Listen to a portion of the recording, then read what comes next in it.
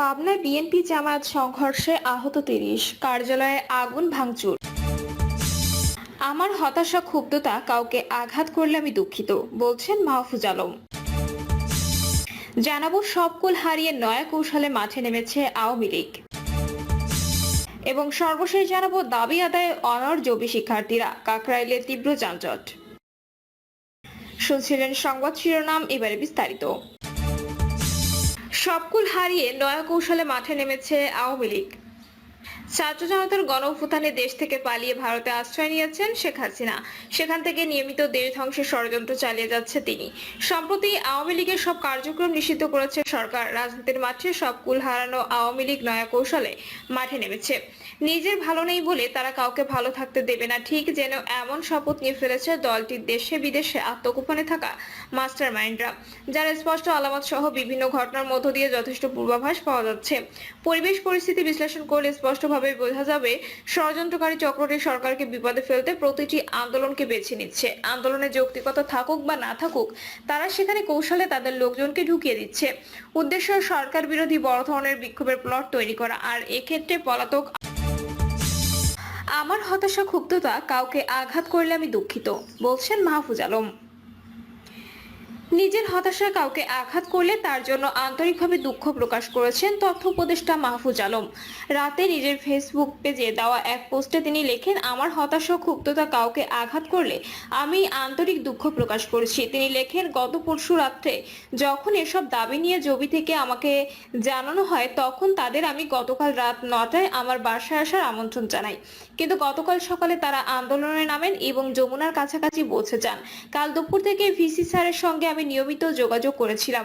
শেষ পর্যন্ত রাতে 1 ঘন্টা ধরে 3টা টকিং পয়েন্ট নির্ধারণ করে আমি ভিসি স্যার ও শিক্ষকদের সঙ্গে কাকরাইল মোড়ে যাই।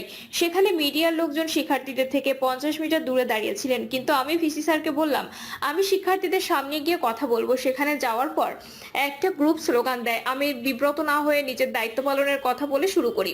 পূর্ব নির্ধারিত টকিং পয়েন্ট অনুযায়ী পুলিশের বাড়াবাড়ি অথবা স্ব উদ্যোগে উস্কানিমূলক কিছু করলে ক্ষমা প্রার্থনা ও বিভাগীয় তদন্তে কথা বলতে গিয়েছিলাম। তখনই বোতল নিক্ষেপ করেন একজন শিক্ষার্থী। ওই শিক্ষার্থী কেন এবং কার মদতে এই অন্তর্ঘাতমূলক কাজ করলেন তা আশা করি প্রশাসন দ্রুতই খতিয়ে দেখবে। পাবনায় বিএনপি জামায়াত সংঘর্ষে আহত 30, কার্যালয়ে আগুন ভাঙচুর। পাবনার আটঘরিয়া উপজেলার দেবোত্তর ডিগ্রি কলেজের অ্যাডহক কমিটি নিয়ে দ্বন্দ্বে বিএনপি জামায়াত সংঘর্ষ হয়েছে। এতে উভয় পক্ষের অন্তত 30 জন আহত হয়েছেন। এ সময় উপজেলা জামায়াত কার্যালয়ে আগুন দেন বিএনপির বিক্ষুব্ধ নেতাকর্মীরা। পরে উপজেলা বিএনপির সদস্য সচিব মনোয়ার হোসেন আলমের নিজস্ব কার্যালয় ভেঙে দেন জামায়াত কর্মীরা।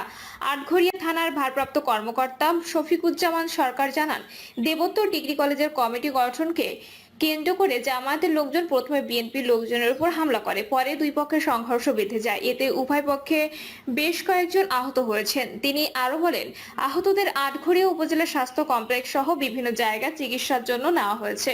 তবে এখন পরিস্থিতি স্বাভাবিক রয়েছে। আমার হতাশা ক্ষুব্ধতা কাউকে আঘাত করলে আমি দুঃখিত, বলছেন মাহফুজ আলম। নিজের হতাশা কাউকে আঘাত করলে তার জন্য আন্তরিকভাবে দুঃখ প্রকাশ করেছেন তথ্য উপদেষ্টা মাহফুজ আলম। রাতে নিজের ফেসবুক পেজে দেওয়া এক পোস্টে তিনি লেখেন, আমার হতাশা ক্ষুব্ধতা কাউকে আঘাত করলে আমি আন্তরিক দুঃখ প্রকাশ করেছি। তিনি লেখেন, গত পরশু রাত্রে যখন এসব দাবি নিয়ে জবি থেকে আমাকে জানানো হয়, তখন তাদের আমি গতকাল রাত 9টায় আমার বাসায় আসার আমন্ত্রণ জানাই। কিন্তু গতকাল সকালে তারা আন্দোলনে নামেন এবং যমুনার কাছাকাছি পৌঁছে যান। কাল দুপুর থেকে ভিসি স্যারের সঙ্গে আমি নিয়মিত যোগাযোগ করেছিলাম। শেষ পর্যন্ত রাতে 1 ঘন্টা ধরে 3টা টকিং পয়েন্ট নির্ধারণ করে আমি ভিসি স্যার ও শিক্ষকদের সঙ্গে কাকরাইল মোড়ে যাই। সেখানে মিডিয়ার লোকজন শিক্ষার্থীদের থেকে 50 মিটার দূরে দাঁড়িয়েছিলেন, কিন্তু আমি ভিসি স্যারকে বললাম আমি শিক্ষার্থীদের সামনে গিয়ে কথা বলবো। সেখানে যাওয়ার পর একটা গ্রুপ স্লোগান দেয়। আমি বিব্রত না হয়ে নিজের দায়িত্ব পালনের কথা বলে শুরু করি।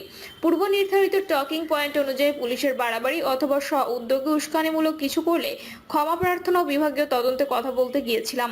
তখনই বোতল নিক্ষেপ করেন একজন শিক্ষার্থী। ওই শিক্ষার্থী কেন এবং কার মদতে এই অন্তর্ঘাতমূলক কাজ করলেন তা আশা করি প্রশাসন দ্রুতই খতিয়ে দেখবে।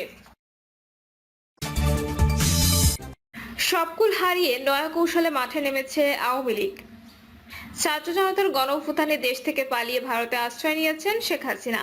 সেখান থেকে নিয়মিত দেশ ধ্বংসের ষড়যন্ত্র চালিয়ে যাচ্ছে তিনি। সম্প্রতি আওয়ামী লীগের সব কার্যক্রম নিষিদ্ধ করেছে সরকার। রাজনীতির মাঠে সব কুল হারানো আওয়ামী লীগ নয়া কৌশলে মাঠে নেমেছে।